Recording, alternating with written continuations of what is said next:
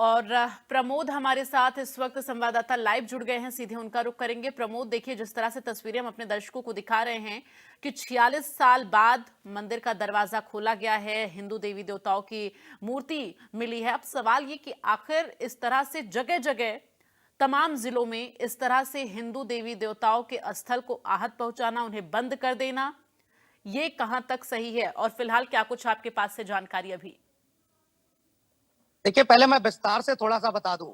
संभल में जिस जगह मंदिर मिला है उस जगह 1978 से पहले घंटियों की आवाज गूंजती थी। इतना ही नहीं, आरती पूजा का जो सिलसिला था वो लगातार जारी रहता था। उस दौरान वहां केवल 20 हिंदू परिवार रहते थे, बाकी लगभग सारे मुस्लिम आबादी थी। तो उस वक्त जो मुस्लिम समुदाय से जुड़े हुए लोग थे वो यही कहते थे कि हिंदू मुस्लिम एकता का ये प्रतीक है, क्योंकि बराबर में मस्जिद है और वहीं थोड़ी सी दूरी पर मंदिर। तो हिंदू मुस्लिम एकता की बातें होती थी। 1978 में जिस वक्त वहां दंगा हुआ और दंगे के दौरान हिंदुओं को टॉर्चर किया गया, यानी टारगेट किया गया, उसके बाद वो वहां से पलायन करके दूसरी जगह पहुंच गए।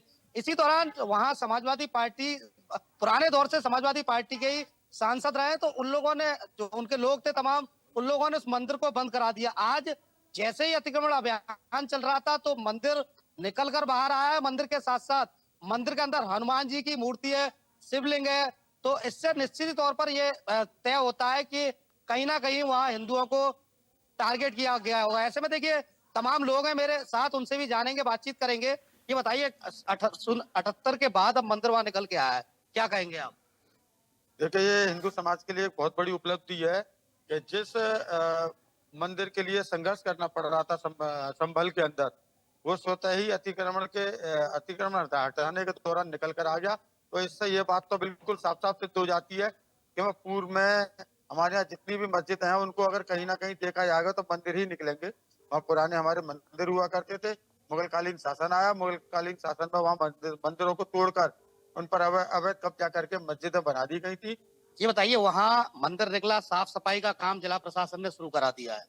ऐसे में अब क्या माना जाए, पूजा अर्चना जो प्रक्रिया है वो कब से स्टार्ट हो जाएगी? निश्चित बहुत जल्दी पूजा अर्चना वहां प्रारंभ होनी चाहिए। ये बात किसी से छिपी नहीं है कि यमन मुगलों ने हमारी भारतीय संस्कृति पर, सनातन संस्कृति पर प्रहार किया। चाहे नालंदा विश्वविद्यालय के इतिहास को जलाने की बात रही हो, चाहे ताजमहल, तेजो महालय को, शिव मंदिर को ताजमहल बनाने की बात रही हो, चाहे ज्ञान वापी उसको मस्जिद का स्वरूप प्रदान करने की बात रही हो।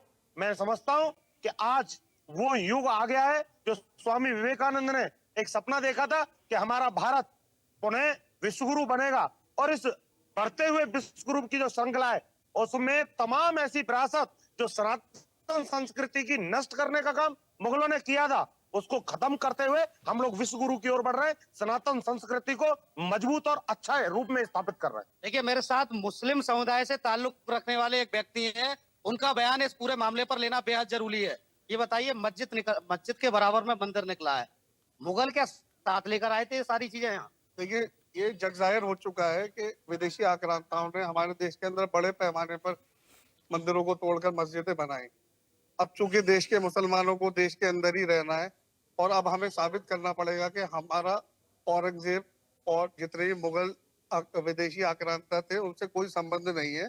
और बड़ा दिल कर करके जहां पर भी इस तरीके की विवादित जगह है वो हिंदू भाइयों को तुरंत सौंप देनी चाहिए। इस देश के अंदर दारा शिकोह की जो विचारधारा है उसके तहत काम होना चाहिए, ना कि औरंगजेब। क्या माना जा रहा है, जिस तरीके से तस्वीर साफ होती जा रही है, जिसको लेकर हिंदू पक्ष वहां संभल में दावा कर रहा था और ऐसे में मंदिर निकल आना, ये अपने आप में बड़ी खबर है। तो आप किस नजरिए से देखते हैं, क्या माना जाए, क्या संभल में हिंदुओं को टारगेट किया गया था, इसी के चलते वो पलायन किए थे उस वक्त? हाँ, देखिए, ये एक बहुत बड़ा विषय है कि 30 वर्षों बाद एक जो है शिव मंदिर वहां पे जो है निकला है। और एक दूसरा हरिहर मंदिर की भी बात वहां हो रही है। जो जामा मस्जिद है वो ये कहा जा रहा है कि वो हरिहर मंदिर को तोड़कर जो है जामा मस्जिद बनाई गई थी। और ऐसी कई जगहों पर अभी इस तरह की बातें निकली हैं।